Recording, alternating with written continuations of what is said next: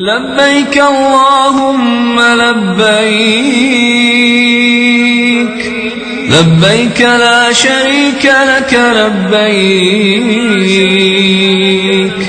إن الحمد والنعمة لك والملك لا شريك لك لبيك حجا حقا تعبدا ورقا لبيك مرهوبا ومرغوبا إليك لبيك ذا النعماء والفضل الحسن نحمده ونصلي على رسوله الكريم اما بعد فاعوذ بالله من الشيطان الرجيم بسم الله الرحمن الرحيم قال الله عز وجل في سورة الحج وَلِكُلِّ أُمَّةٍ جَعَلْنَا مَنْسَكًا لِيَذْكُرُوا اسْمَ اللَّهِ عَلَى مَا رَزَقَهُم مِّن بَهِيمَةِ الْأَنْعَامِ فَإِلَٰهُكُمْ إِلَٰهٌ وَاحِدٌ فَلَهُ أَسْلِمُوا وَبَشِّرِ الْمُخْبِتِينَ وقال الله عز وجل إِنَّا أَعْطَيْنَاكَ الْكَوْثَرَ فَصَلِّ لِرَبِّكَ وَانْحَرْ إِنَّ شَانِئَكَ هُوَ الْأَبْتَرُ صدق اللہ العظیم رب اشرح لی صدری ویسر لی امری واحلل عقدۃ من لسانی یفقہوا قولی سبحانک لا علم لنا الا ما علمتنا وعلیک توکلنا آمین یا رب العالمین۔ محترم ناظرین، السلام علیکم ورحمۃ اللہ وبرکاتہ۔ آج انشاءاللہ ہماری گفتگو کا موضوع ہے قربانی کا حکم۔ آپ سب جانتے ہیں کہ الحمدللہ ذی الحجہ کی 10 تاریخ کو پورے عالم اسلام میں قربانی کی عبادت ادا کی جاتی ہے۔ اس عبادت کے حوالے سے اللہ تبارک و تعالی نے اور اللہ کے حبیب صلی اللہ علیہ وسلم نے ہمیں کس طرح سے حکم دیا، انشاءاللہ آج اسی کو ہم نے سمجھنا ہے۔ جہاں تک قربانی کی عبادت کا حکم قرآن مجید میں ہے، اس کے لیے سورۃ الحج کی آیت نمبر 34 میں ارشاد باری تعالیٰ ہے وَلِكُلِّ أُمَّةٍ جَعَلْنَا مَنْسَكًا، ہم نے ہر امت کے لیے قربانی کی عبادت کو مقرر کیا۔ گویا یہ قدیم عبادت ہے جو کہ ہر امت کے اوپر اللہ تبارک و تعالیٰ نے فرض کی، اور اس قدر قدیم عبادت ہے کہ آپ سب جانتے ہیں کہ نوع انسانی کا آغاز حضرت آدم علیہ السلام سے ہوا، اور حضرت آدم علیہ السلام کے دور میں بھی اس قربانی کی عبادت کا ذکر ہمیں قرآن مجید میں ملتا ہے۔ سورہ مائدہ آیت نمبر 27 میں ارشاد باری تعالیٰ ہے وَاتْلُ عَلَيْهِمْ نَبَأَ ابْنَيْ آدَمَ بِالْحَقِّ، اے نبی ان کے سامنے تلاوت کیجئے واقعہ قصہ حضرت آدم علیہ السلام کے 2 بیٹوں کا حق کے ساتھ، یعنی ایک مقصد کے تحت۔ اس قربا قربانن، جبکہ ان دونوں نے قربانی پیش کی، فَتَقُبِّلَ مِنْ أَحَدِهِمَا وَلَمْ يُتَقَبَّلْ مِنَ الْآخَرِ، تو ان میں سے ایک کی قربانی تو قبول کر لی گئی اور دوسرے کی قربانی قبول نہیں کی گئی۔ قربانی جس کی قبول ہوئی اس کی علامت کیا تھی؟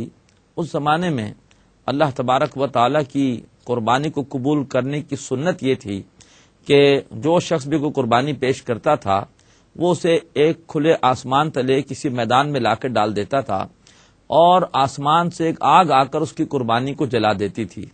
یہ آسمانی آگ کا جلا دینا اس بات کی علامت تھی کہ گویا اس کی قربانی قبول ہو گئی۔ تو حضرت آدم علیہ السلام کے 2 بیٹوں حضرت حابیل اور قابیل نے قربانی پیش کی، اور اللہ تعالیٰ فرما رہے ہیں کہ ان میں سے ایک کی قربانی قبول ہوئی، اس کو آسمانی آگ نے آ کر جلا دیا، اور دوسرے کی قربانی قبول نہیں ہوئی۔ لہذا معلوم صرف یہ ہوا کہ یہ قربانی کی عبادت یہ بڑی پرانی عبادت ہے، بڑی قدیم عبادت ہے۔ اللہ فرما رہے ہیں کہ وَلِكُلِّ أُمَّةٍ جَعَلْنَا مَنْسَكًا، ہم نے ہر امت کے لیے قربانی کی عبادت مقرر کی۔ اس عبادت کے لیے 3 اصطلاحات قرآن مجید میں آئی ہیں۔ ایک تو یہی قربانی کی اصطلاح ہی ہے، اِذْ قَرَّبَ قُرْبَانًا، ابھی ہم نے پڑھی سورہ مائدہ کی آیت نمبر 27 کہ جب آدم علیہ السلام کے دونوں بیٹوں نے قربانی پیش کی۔ قربانی اصل میں یہ لفظ بنا ہے قاف را با سے، اور اسی سے لفظ قربت بھی بنتا ہے۔ وہ عبادت کی جس سے اللہ کی قربت حاصل کی جائے، وہ ہے عبادت قربانی کی، یعنی انسان اللہ کی بارگاہ میں جو کچھ پیش کرتا ہے، اظہار کرتا ہے اور اپنی کوئی خوبصورت شے، اپنا مال اللہ کی راہ میں دیتا ہے، تو اس سے اس کو اللہ تعالیٰ کی قربت نصیب ہوتی ہے۔ پھر ایک اصطلاح قربانی کے لیے قرآن مجید میں آئی ہدی کی، لیکن یہ ہدی کی اصطلاح اس قربانی کے لیے ہے جو کہ پیش کی جاتی ہے مسجد حرام کے قریب حدود حرم میں۔ اور پھر ایک اصطلاح آئی ہے نسکن یا منسکن۔ یہ جو اصطلاح ہے یہ اصل میں عام قربانی کے لیے ہے کہ جو کہیں پر بھی پیش کی جائے، اس کا تعلق صرف حدود حرم کے اندر قربانی سے نہیں ہے، بلکہ اس کا تعلق جو ہے وہ کوئی بھی قربانی انسان دنیا کے کسی مقام پر پیش کرے تو اس کے لیے نسکن یا منسکن کی اصطلاح آئی ہے۔ ارشاد باری تعالیٰ ہے اس آیت میں، یعنی سورہ حج کی آیت 34 میں، کہ وَلِكُلِّ أُمَّةٍ جَعَلْنَا مَنْسَكًا، ہم نے ہر امت کے لیے قربانی کی عبادت مقرر کی۔ ابھی قربانی کیسے دینی ہے، اس کی صورت کیا ہوگی، اس کی بھی وضاحت اللہ نے فرمائی۔ یہاں پر فرمایا لِيَذْكُرُوا اسْمَ اللَّهِ عَلَىٰ مَا رَزَقَهُم مِّن بَهِيمَةِ الْأَنْعَامِ، تاکہ وہ اللہ تبارک و تعالی کے نام کا ذکر کریں مویشی چوپایوں میں سے مویشیوں پر۔ یعنی یہ قربانی ایسے نہیں ہو سکتی کہ میں کوئی پیسہ اللہ کی راہ میں کسی کار خیر میں لگا دوں، بلکہ اس کی صورت یہ ہے کہ مجھے اللہ کی راہ میں چوپایوں میں سے کوئی مویشی ذبح کرنا پڑے گا، اور اس مویشی کے اوپر مجھے ذبح کرتے ہوئے اللہ کا نام لینا پڑے گا۔ تو لِيَذْكُرُوا اسْمَ اللَّهِ عَلَىٰ مَا رَزَقَهُم مِّن بَهِيمَةِ الْأَنْعَامِ۔ اب وہ جو مویشی ہے اس کی کیا عمر ہو اور وہ کن عیوب سے پاک ہو، یہ باتیں پھر ہمیں ملتی ہیں کس سے؟ حدیث سے، اس لیے کہ دین قرآن و حدیث دونوں کے مجموعے کا نام ہے۔ قرآن مجید کے ہر حکم کو ہم نہیں سمجھ سکتے جب تک کہ اس کی وہ وضاحت ہمارے سامنے نہ ہو جو اللہ کے رسول صلی اللہ علیہ وسلم کی احادیث مبارکہ میں ہے۔ آپ نے فرمایا کہ اگر بکرا ہے تو اس کی عمر 1 سال ہونی چاہیے، یعنی اس کے 2 دانت جو ہے وہ نکل چکے ہوں۔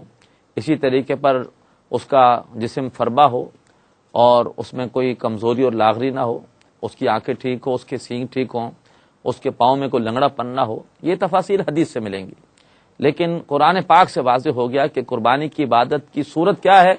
اس کی صورت یہ نہیں ہے کہ ہم کوئی پیسہ کسی بھی کار خیر میں لگا دیں، بلکہ اس کی صورت معین طور پر اللہ نے طے کر دی۔ اس کی صورت یہ ہے کہ جو بھی چوپایوں میں سے مویشی ہیں ان میں سے کسی کو اللہ کی راہ میں ذبح کرنا ہوگا، اور اس پر ذبح کرتے ہوئے اللہ تبارک و تعالیٰ کا نام لینا ہوگا۔ آگے فرمایا فَإِلَٰهُكُمْ إِلَٰهٌ وَاحِدٌ، تو تمہارا معبود ہے ایک ہی معبود اللہ، فَلَهُ أَسْلِمُوا، پس اس کی فرما برداری اختیار کرو۔ اس نے جو بھی حکم دیا ہے اس حکم کی حکمت تمہیں سمجھ میں آئے یا نہ آئے، لیکن تم نے اس کے حکم پر عمل کرنا ہے۔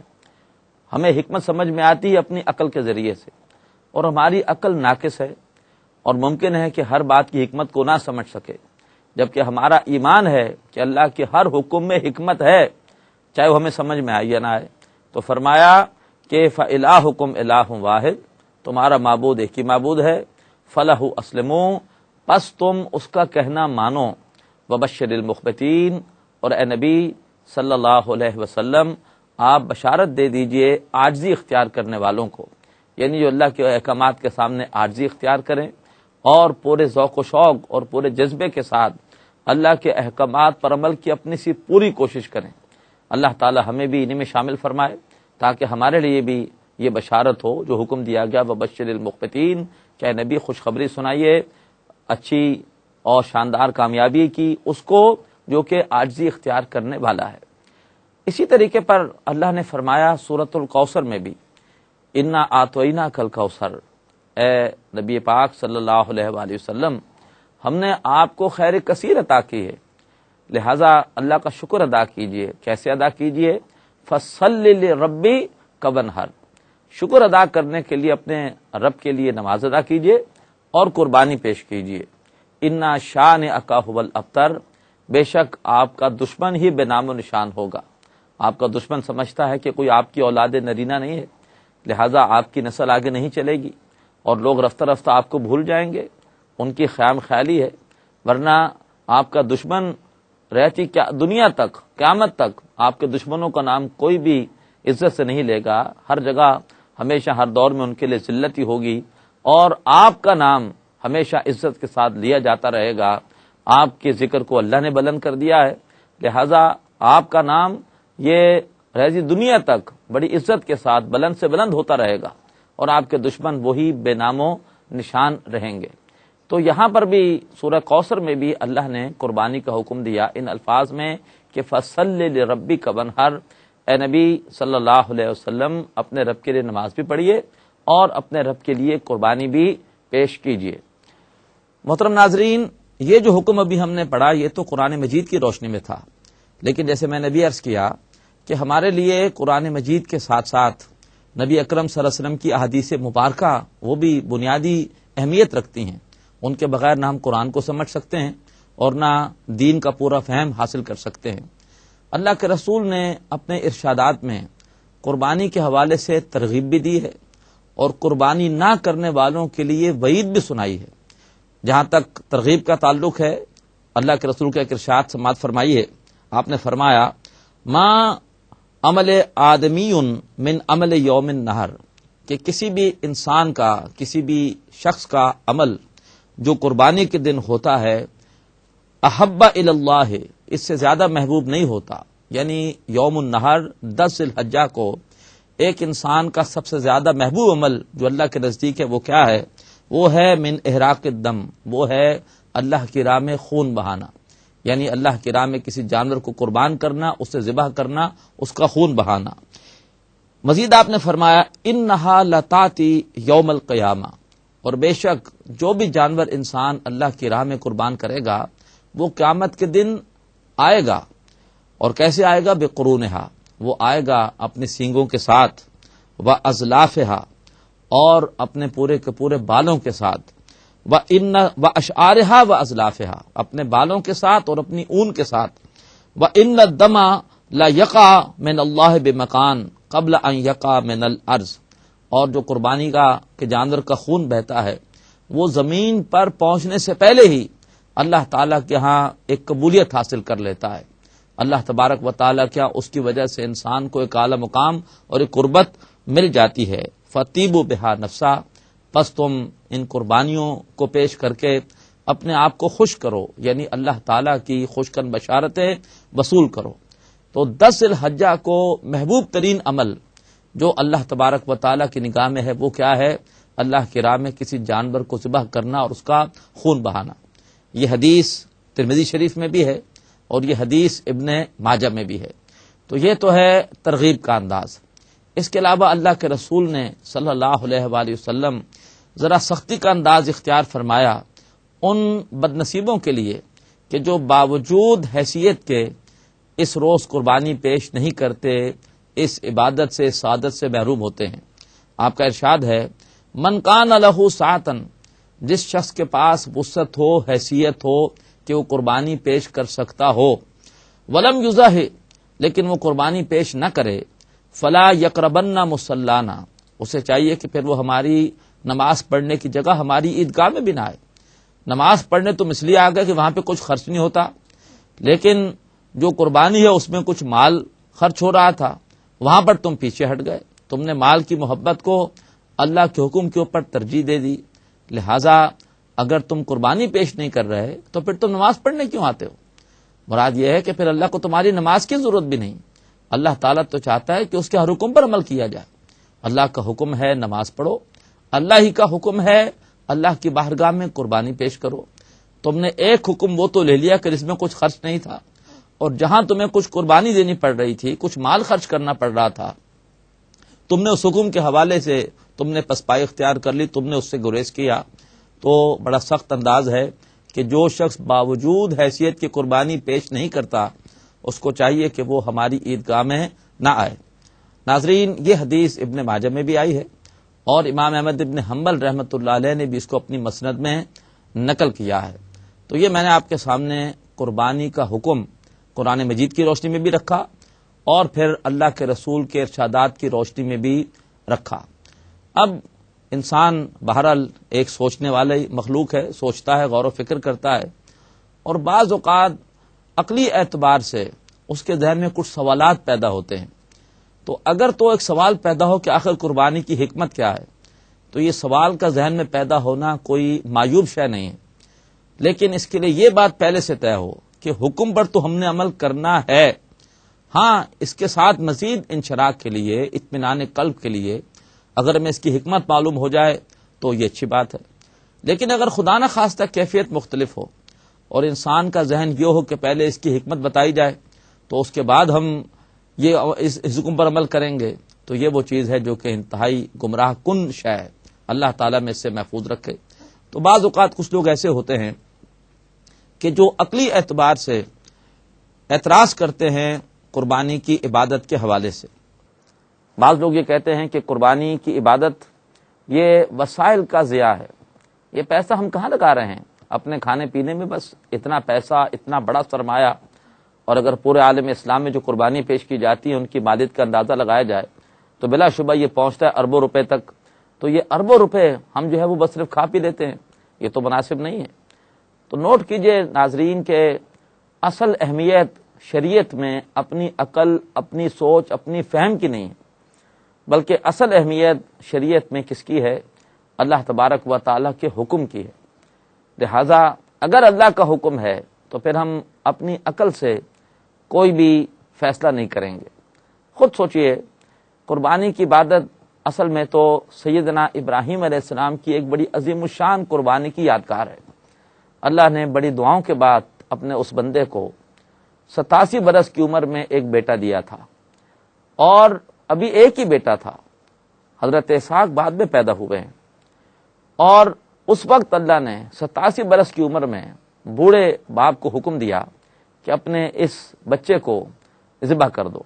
بچہ پیدا ہوا 87 برس کی عمر میں، اور جب والد کی عمر 100 سال ہوئی، بچے کی عمر 13 سال ہوئی، اب ایک لوتا بیٹا ہے، 100 سال کے بوڑھے باپ کو حکم دیا جا رہا ہے کہ بچے کو ذبح کر دو، اور ابراہیم علیہ السلام نے اپنے طور پر تو بچے کو لٹا کر چھری پھیر دی تھی۔ یہ تو صرف اللہ نے امتحان لینا تھا، اللہ نے بچے کو ہٹایا، اس کی جگہ وہاں پر مینڈا رکھ دیا۔ اب میرا سوال یہ ہے عقل پرستوں سے کہ کیا یہ جو اللہ نے حکم دیا تھا کہ ابراہیم اپنے بیٹے کو ذبح کر دو، کیا عقلی اعتبار سے اس کی کوئی توجیہ ہو سکتی ہے؟ کیوں بیٹے کو ذبح کیا جائے؟ اللہ تبارک و تعالی نے خود ہمیں شریعت میں منع کیا ہے کہ کسی بھی انسان کو ناحق قتل مت کرو، مزید حکم دیا ہے کہ اپنی اولاد کو قتل مت کرو، اور پھر خاص طور پر شریعت میں حکم ہے کہ اگر دشمن سے جنگ بھی ہو جائے اس وقت بھی بچوں کو نہ مارا جائے، بوڑھوں کو نہ مارا جائے۔ تو لہٰذا کوئی جسٹیفیکیشن ہے اس کی عقلی اعتبار سے کہ اپنے بچوں کو ذبح کر دو؟ لیکن نہیں، ابراہیم علیہ السلام نے اپنی عقل کو مقدم نہیں کیا، اللہ کا حکم ہے، لہٰذا انہوں نے فوراً اللہ کے حکم کے سامنے سر تسلیم خم کر دیا۔ اسی طرح سے ان کے بیٹے سیدنا اسماعیل نے بھی، ان سے بھی جب پوچھا ان کے والد نے کہ یا بنیا انی ارا فی المنام انی اذبحک فانظر ماذا تری، اے میرے بچے میں خواب میں دیکھتا ہوں کہ میں تجھے ذبح کر رہا ہوں، بتاؤ تمہاری کیا رائے ہے؟ تو بیٹے نے یہ نہیں کہا کہ ابا جان میرا قصور کیا ہے، مجھے کیوں مارا جا رہا ہے؟ بیٹے نے جواب دیا یا ابت افعل ما تؤمر ستجدنی ان شاء اللہ من الصابرین، اے ابا جان کر گزریے جس کا آپ کو حکم دیا جا رہا ہے، اگر اللہ نے چاہا تو آپ مجھے پائیں گے صبر کرنے والوں میں سے۔ تو نوٹ کیجئے کہ اصل اہمیت عقل کی نہیں ہے، اصل اہمیت کس کی ہے؟ اللہ تبارک و تعالیٰ کے حکم کی ہے۔ نوٹ کیجئے کہ بہت سارے کام ہم ایسے کرتے ہیں حج کے موقع پر خاص طور پر کہ جو ہمارے عام روٹین سے بدل جاتے ہیں۔ ہم سب جانتے ہیں کہ مسجد حرام میں نماز پڑھنے کا اجر عام مساجد کے مقابلے میں 1,00,000 گنا زیادہ ہے، لیکن اگر 8 ذی الحجہ کو حاجی منا نہ جائے کہ جی آج تو منا میں کچھ کام ہے ہی نہیں، وہاں صرف نمازیں پڑھنی ہیں اور میں نمازیں مسجد حرام میں پڑھوں گا، کیا اسے ثواب ملے گا؟ نہیں ملے گا، اس لیے کہ آج اللہ کا حکم ہے کہ تم نے مسجد حرام میں نمازیں نہیں پڑھنی، آج تم نے نمازیں کہاں پڑھنی ہے؟ منا میں جا کر پڑھنی ہے۔ اہمیت جگہ کی نہیں ہے، اہمیت اللہ کے حکم کی ہے۔ اسی طریقے پر اگر آپ آج جا کر عرفات میں خوب ذکر کریں، خوب عبادت کریں، آپ کو قطعاً کوئی ثواب نہیں ملے گا، لیکن اگر آپ 9 ذی الحجہ کو ظہر کے بعد، زوال کے بعد آپ اگر عرفات میں جاتے ہیں اور وقوف عرفہ کرتے ہیں تو اس روز آپ کو بہت اجر و ثواب ملے گا۔ کیوں؟ اہمیت نہ وقت کی ہے نہ جگہ کی ہے، اہمیت اللہ تعالیٰ کے حکم کی ہے. اللہ نے اس روز حکم دیا ہے کہ آج جو شخص بھی حج کرنے کے لیے آئے گا اور وقوف عرفہ کرے گا اللہ تبارک و تعالیٰ اس کی بخشش فرما دے گا. لہذا اہمیت کس چیز کی ہے؟ اہمیت اصل میں اللہ تبارک و تعالیٰ کے حکم کی ہے. بہت سے لوگ کہتے ہیں اور بعض اوقات خلوص کے ساتھ کہتے ہیں کہ اگر جو پیسہ قربانیوں پر لگتا ہے اسی سے اگر ہم کوئی خدمت خلق کے کام کر لیں، ویلفیئر کے بڑے بڑے پروجیکٹ لگا سکتے ہیں، اسی طریقے پر تعلیم کے حوالے سے بہت سارے منصوبوں کی تکمیل کر سکتے ہیں، تو کتنا فائدہ ہوگا، دیر پا فائدہ ہوگا. یہ سب بھی کیا ہے؟ اصل میں ہم اپنی عقل کو ترجیح دے رہے ہیں. کس پر؟ اللہ تبارک و تعالیٰ کے حکم پر. ناظرین، حکم یہ حقوق العباد کے حوالے سے بھی اللہ کے ہیں اور اللہ کے احکامات حقوق اللہ کے حوالے سے بھی ہیں. ہم ہرگز یہ نہیں کر سکتے کہ ہم حقوق اللہ کو قربان کر کے حقوق العباد ادا کرنا شروع کر دیں. حقوق العباد حقوق اللہ کی کوس پہ ادا نہیں ہوں گے. حقوق العباد کے لیے زکوٰۃ ہے، زکوٰۃ کے ذریعے سے ویلفیئر کے کام کیجیے. اسی طرح سے صدقات نافلہ ان کے ذریعے سے کیجیے. فطرانہ ہے، اس کے ذریعے سے حقوق العباد ادا ہوتے ہیں. لیکن قربانی یہ اللہ کا حق ہے. اللہ نے فرمایا، ہم دعا بھی پڑھتے ہیں قربانی پیش کرتے ہوئے کہ انا صلاتی و نسکی و ماحیایا و مماتی للہ رب العالمین، بے شک نماز، میری نماز اور میری قربانی اور میرا جینا مرنا اللہ کے لیے ہے. تو قربانی یہ اللہ کا حق ہے. فصلی لربک وانحر، اپنے رب کے لیے نماز پڑھیے، اپنے رب کے لیے قربانی پیش کیجیے. ہم ایسا نہیں کر سکتے کہ قربانی جو اللہ کا حق ہے ہم اس کو بھی حقوق العباد کے ذیل میں ڈال دیں. اللہ تبارک و تعالیٰ کے احکامات کو آگے پیچھے کرنا یہ ہرگز اور ہرگز ہمارے لیے روا نہیں ہے. بلکہ حقوق اللہ اپنی جگہ ہیں، حقوق العباد اپنی جگہ ہیں. قربانی حقوق اللہ میں سے ہے، اس کو ہم نے اسی طرح سے ادا کرنا ہے جس طرح سے کہ اس کے لیے ہمیں اللہ تبارک و تعالیٰ نے حکم دیا ہے. لیکن نوٹ کیجئے کہ یہ عقل یہ بعض اوقات ہماری دشمن بن جاتی ہے، جبکہ یہ نقل سے مراد وہ باتیں جو قرآن سے منقول ہو رہی ہیں، جو حدیث سے منقول ہو رہی ہیں، یہ اس پر اعتراض کرتی ہے. علامہ اقبال کی بڑی پیاری ہمیں تعلیم ہے کہ اچھا ہے دل کے ساتھ رہے پاس بان عقل، لیکن کبھی کبھی اسے تنہا بھی چھوڑ دے. کچھ فیصلے دل کے ساتھ کرنے ہوتے ہیں اور ٹھیک ہے کچھ فیصلے عقل کے ساتھ بھی کرنے ہوتے ہیں، عقل کا انکار نہیں ہے.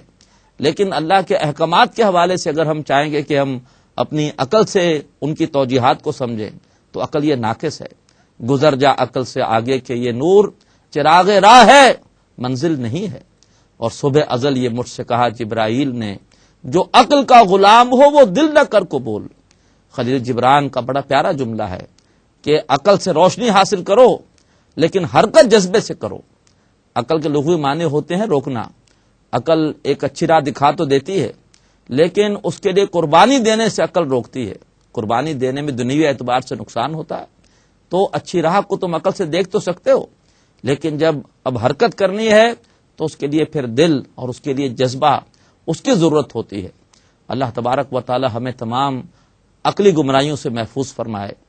اس لیے کہ ابتدا ہی سے مسلمانوں میں ایک ایسا فرقہ وجود میں آ گیا تھا معتزلہ کا کہ جن کا سارا جو دار و مدار تھا وہ عقل پر تھا. ہر چیز کی وہ عقل کے اعتبار سے توجیہ کرنا چاہتے تھے. لیکن یہ ہے کہ عقل یہ انتہائی ناقص ہے اور ہم سونار کے ترازو میں بڑے بڑے حقائق کو نہیں تول سکتے. عقل کی ترازو بڑی ناقص ہے، عقل کی ترازو بڑی کمزور ہے. اس میں بڑے بڑے حقائق سما نہیں سکتے، بڑے بڑے حقائق کسی کی سمجھ میں نہیں آ سکتے.